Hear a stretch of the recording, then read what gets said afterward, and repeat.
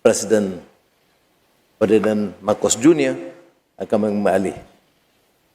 Your Highness, leaders of ASEAN, Excellencies, ladies and gentlemen, oh, what a relief.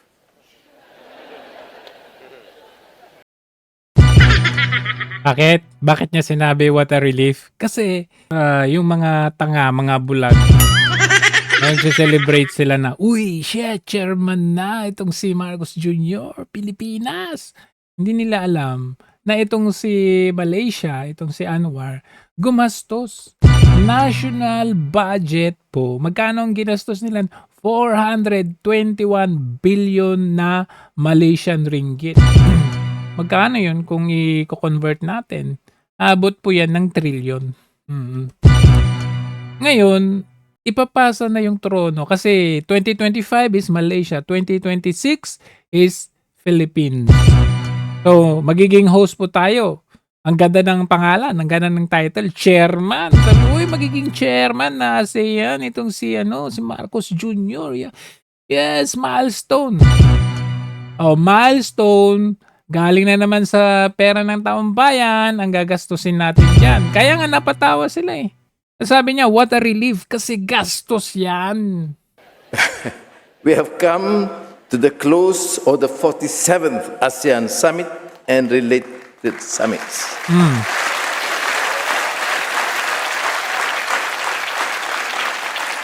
It has been a privilege to host Your Majesty and leaders here in Kuala Lumpur through these intense and illuminating exchanges.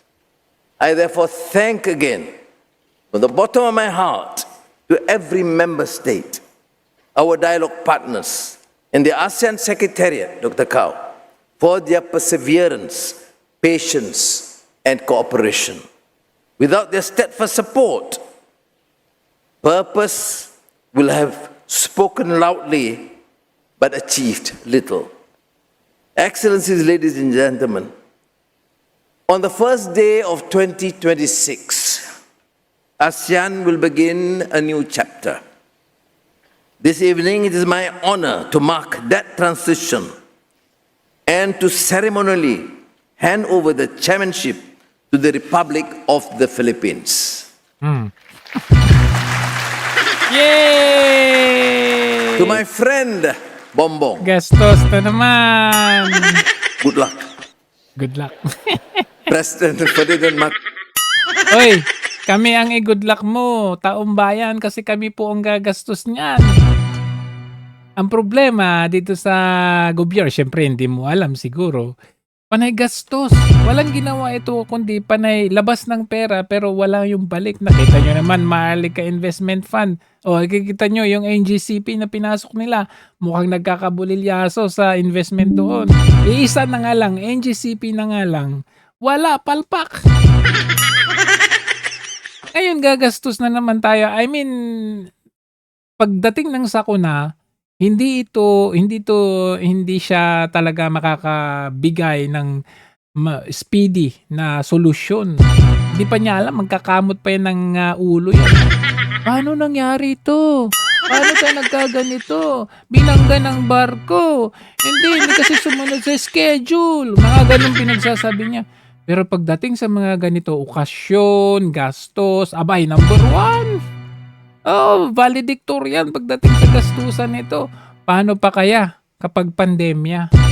Buti nga hindi natahon sa'yo yung pandemya. Kasi kung, ewan ko na lang sa totoo lang.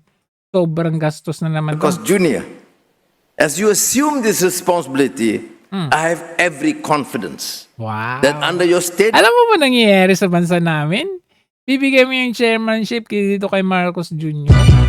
na pangunahan ng ASEAN. Hindi nga niya mapangunahan yung bansang Pilipinas eh. Panay corruption, flood control at kung ano road to farm to market road, walang proyektong matindi. Tapos ibibigay mo yung pangunahan kayo, ASEAN? Good luck na lang. the hand, ASEAN will continue to act with clarity, composure, and that warmth and poise for which the Filipino people are known. As Jose Rizal, wrote in El Filibusterismo, Naku, huwag mong i-compare si Jose Rizal dyan, ha?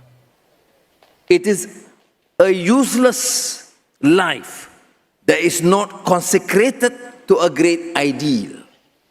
It is like a stone wasted on the field without becoming part of any edifice. The great Wanderlust Malay, the Filipino and ASEAN hero Jose Rizal.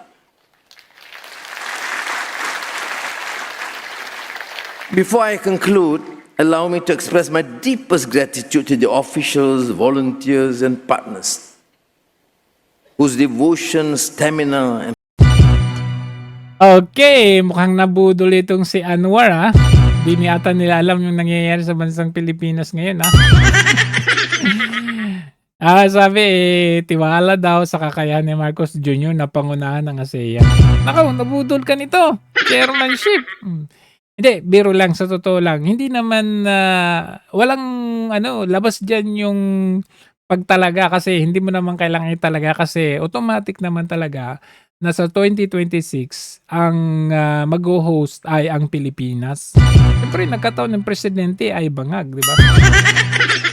So, whether or not, talagang ipapasa yung trono sa Pilipinas kasi Pilipinas talaga ang naka-schedule for 2026. Ang problema nga lang dyan ay, kumbaga, dapat, di ba, inuuna natin na pangunahan, pagandahin ang bansa natin bago yung iba, di ba? Kumbaga, pinangungunahan mo yung taong bayan sa Pilipinas, palpak. Tapos pangungunahan mo ang mga ASEAN countries. Kung sa bansa mo nga sarili mong bansa, palpak. Ito pa yung ASEAN countries.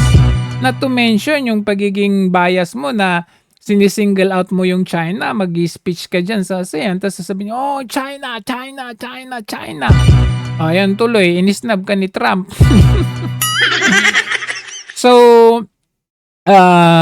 propose kasi na budget talaga ng admin dito. Bago pa sila kasi nung August pa lang ito, may proposal talaga sila na 17 billion ang budget para sa ASEAN hosting sa 2026. So, hindi na ito katakatakat, hindi na ito bago.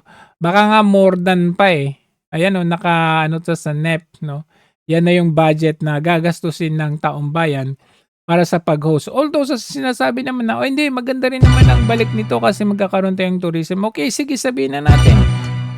Tourism sa tourism. Tingnan natin kung anong kinalabasan ng tourism na knowing the fact na itong mga investors all over the world ay medyo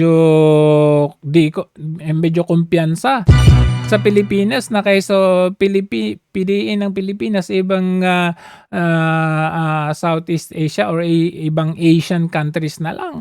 Kasi nga dito nga sa lumalabas na flood control project issue or corruption issue sa Pilipinas, they would rather not. They would rather choose another country, di ba?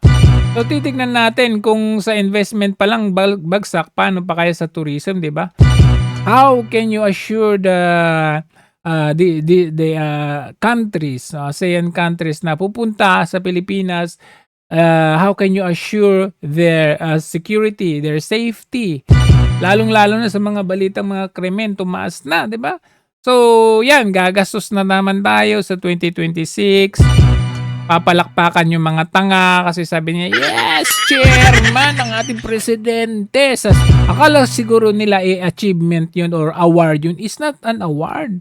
Kasi scheduled ka talaga 2026 whether or not kay bangag man yung presidente o hindi, talagang Pilipinas ang mag-host sa 2026. Baka sabihin nila, yes, binigyan